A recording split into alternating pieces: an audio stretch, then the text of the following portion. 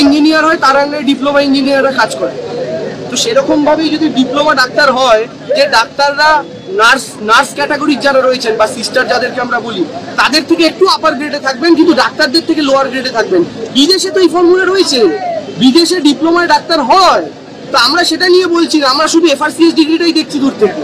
সেই সমস্ত জায়গাতেও কিন্তু 3 বছরের ডাক্তারকেই কোর্স করিয়ে তাদেরকেও বিভিন্ন জায়গাতে স্বাস্থ্যকেন্দ্র, প্রাথমিক স্বাস্থ্যকেন্দ্রগুলোতে যেখানে ডাক্তারের অভাব সেটা মেটানোর জন্য করা হচ্ছে। বামফ্রন্টের সময় এই জিনিস প্রস্তাব আনা হয়েছিল এবং সেই প্রস্তাব তারা পরে যদিও সরিয়ে নেন, আজকে কেন এরা বিরোধিতা করছেন জানি না। মানে এই জিনিস হয়েছে, বিদেশে আছে।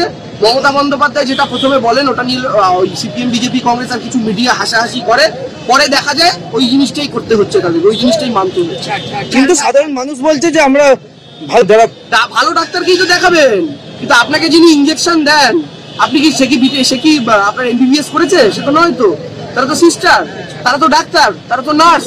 আমাদের বক্তব্য হচ্ছে তার এবং ডাক্তারের মাঝামাঝি একটা দরকার, যারা বেসিক চিকিৎসা পরিষেবা, যেটা আপনার পা কেটে গেল, আপনার হাত কেটে গেল বা সাপে কামড়ালো কাউকে কোথাও, এরকম জায়গার ক্ষেত্রে বেসিক চিকিৎসা পরিষেবাটা যারা দিতে পারবেন। কারণ ডাক্তারের এখন সত্যি অভাব, সরকার ডাক্তারের সাপ্লাই দিতে পারছে না, এখানে ডাক্তারের দরকার, সেই জায়গাগুলোকে মেটাতে হবে। এখন যদি 5 বছরের অপেক্ষা করা হয় সবসময়, সেক্ষেত্রে সাধারণ মানুষের বেসিক পরিষেবাটুকু নিতে দেবে। আমরা তো বলছি না এই ডিপ্লোমা ডাক্তার অপারেশন করবে পেট থেকে, সেটা তো হবে না, এটা বুঝে বিরোধিতা করতে হবে, তাই না? তো মানুষ সব বোঝে।